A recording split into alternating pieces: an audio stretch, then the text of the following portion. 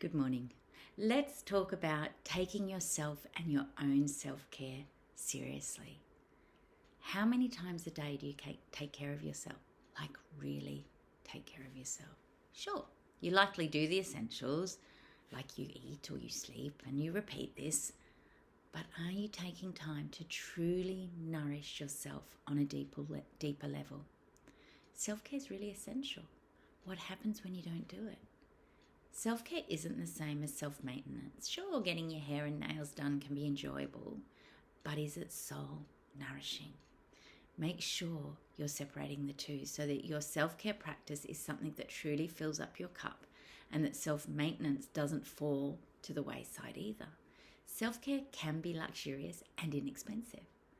A bath with beautiful rose oils in it, taking a blanket to the beach and daydreaming, people watching or cloud watching in the park, a bushwalk, a swim, a documentary on Netflix, or the secret reality TV show you're embarrassed to admit you like, walking and picking flowers, or collecting interesting leaves or driftwood, gardening, dropping in openly and playfully into a game your young person's playing or a Disney movie that your child's so entranced with right now.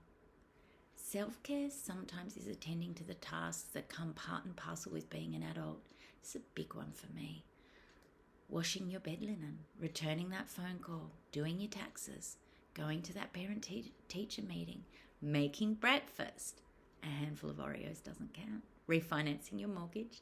Adult problems don't go away, and our avoidance and judgments of these tasks often make the experience more sufferable than its original form. You're going to have to unpack that dishwasher thousands of times in your life. How do you want to unpack the dishwasher? Complaining, grudgingly, aggressively, or carefully, playfully, with integrity? Combining self-care and mindfulness is how we nourish our soul. Any activity can be a mindful and soothing experience.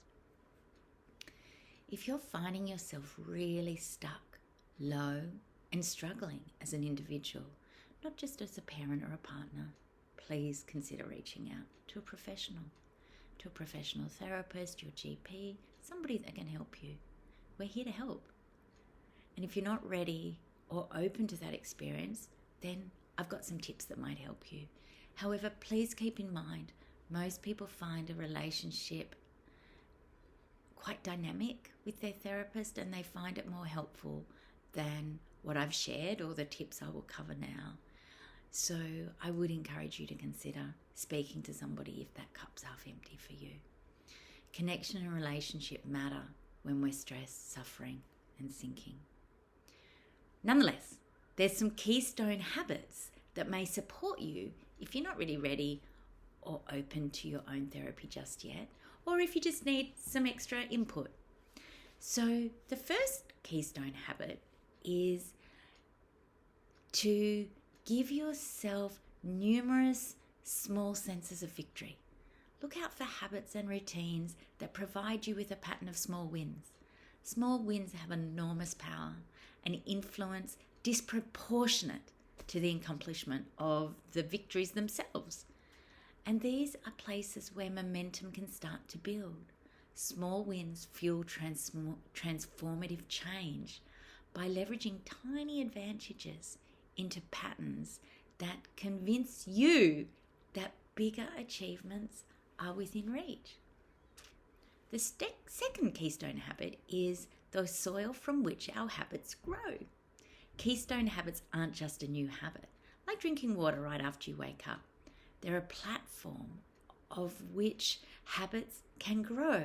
For example, let's pretend I begin working out at 6 o'clock in the morning, and this starts as a habit, but over time, these morning workouts spawn on other productive habits like drinking a pre-workout drink or eating an apple before the gym or stretching in the morning and preparing a healthy breakfast afterwards. And maybe then it might even lead to the definition of 3 outcomes a day, where I build on different goals. Keystone habits give energy and confidence to do more. I'm paraphrasing here because the third characteristic of a keystone habit is a bit more nuanced, but be mindful of moments when excellence or change or perseverance or some other virtue seem to become contagious. Keystone habits are powerful because they change our sense of self and our sense of what is possible. They don't simply stop providing you with energy and motivation after you finish up with your routine.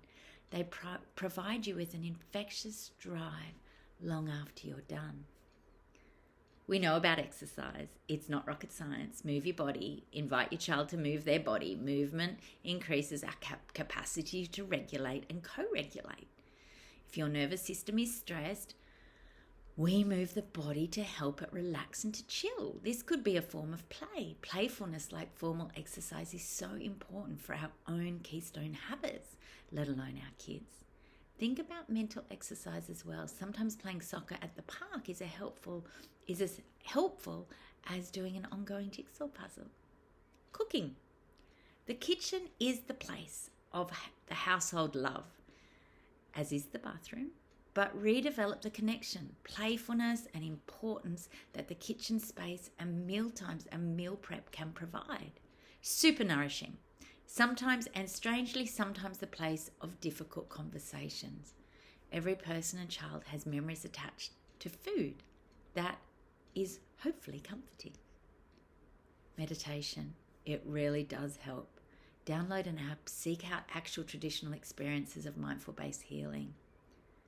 Reading, do it, all forms. Look at some paintings and read the prose. Read to your child, read to your partner when you can claim some early time in bed together. Read for knowledge, read for pleasure. Writing, journal, be a poet. Write a stream of consciousness. Express yourself to yourself when you want to explode in private. Socializing, friendships, partnership and relationships with your child and children. Connection and communication make us vulnerable. However, it's the only way we can truly celebrate and grieve our human experience.